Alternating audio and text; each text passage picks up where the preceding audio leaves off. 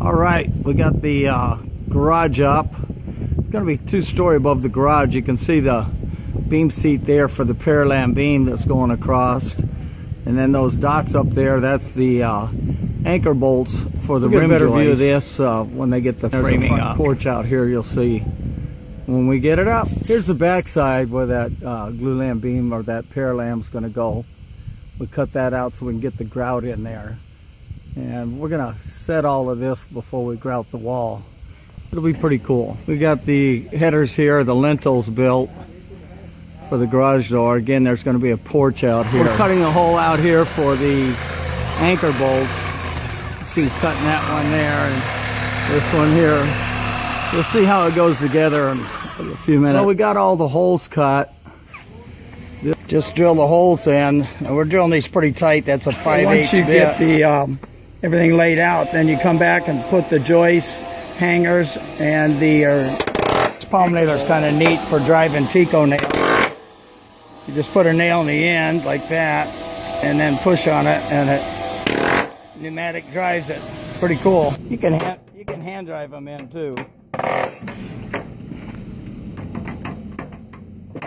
I like these TJI hangers. There's not very many nails got to go in them, and they hold great. It wants to split everything. Just pull the wire up about 2 feet and cut it. And then we're going to straighten that wire out and tie the bolt and pull that ledger board tight. Wrap it around something like the scaffolding here, Alan's doing, and pull it tight and make a loop out of it. You see he's got it there. Get everything on the ledger, then you just lift it up and put it in place. You notice we did everything down there on the milk cartons. It's a lot easier than doing it up in the air. Push it up in there where you want it. All right, we're gonna put this ledger up here. You see how we got the bolts pushed out of the way, and then Alan's gonna grab that 2x4 there just to hold it in place while Shorty toenails that other end. He'll take the nail gun and toenail that, and Alan will shoot this brace in. Looks like we got to go up. All right, there we go right there. Alan's going to go outside now and pull the wire through. See, Alan's pulling the wire through there. That wire's hooked on the J-bolt board, and twist it then, and that'll pull that ledger tight. And then when we grout, that grout will go around all the anchor bolts. We're going to lay these up here. This is the ledger board over here. Okay, we got all this up. We got the wire in, pulling the bolts back. Looking good. We're going to start over here on this other side now. We're doing that second ledger now. After you get it drilled, then just put the bolts in, put the nut and washer on it, and then we'll stab it in the wall like we did over on the other ones. Remember, none of this is grouted this way by putting that ledger up now. If we were doing it the other way, we'd have to put plywood dams over this, because that concrete grout needs to come to the surface so that anchor bolt isn't cantilevering in the composite block. Here we are, we got the beam up. We're running some joists now. We got some temporary legs here holding that beam up. Remember, this isn't grouted yet. You can see it over here. And then we can throw some plywood on there, and we'll walk right up on top of there and grout the wall. See the anchor bolts there? We position them out of the way of the hangers.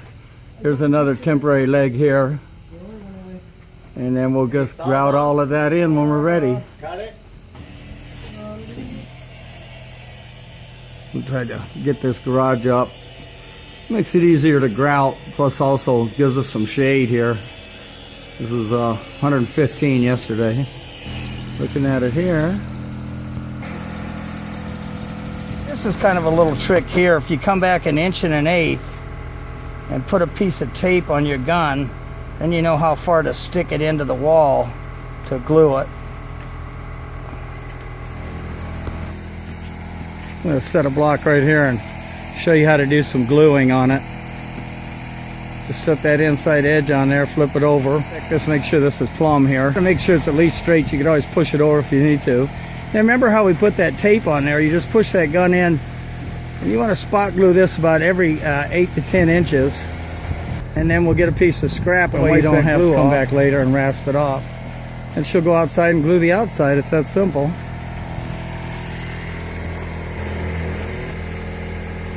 All right, that's it. Finishing up the walls over here. We're going to go ahead and inspect and then grout. There's a fireplace. We'll be putting the lag bolts in the bucking here before we grout.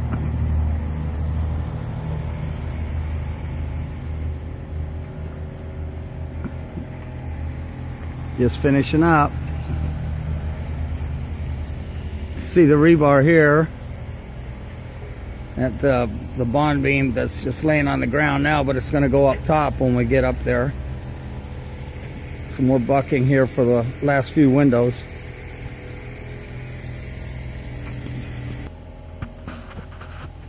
See, this is a good way to put your braces on. You can brace it off the bucking on the door. And here's a temporary brace here. You just need the bracing to keep the wind from blowing it over.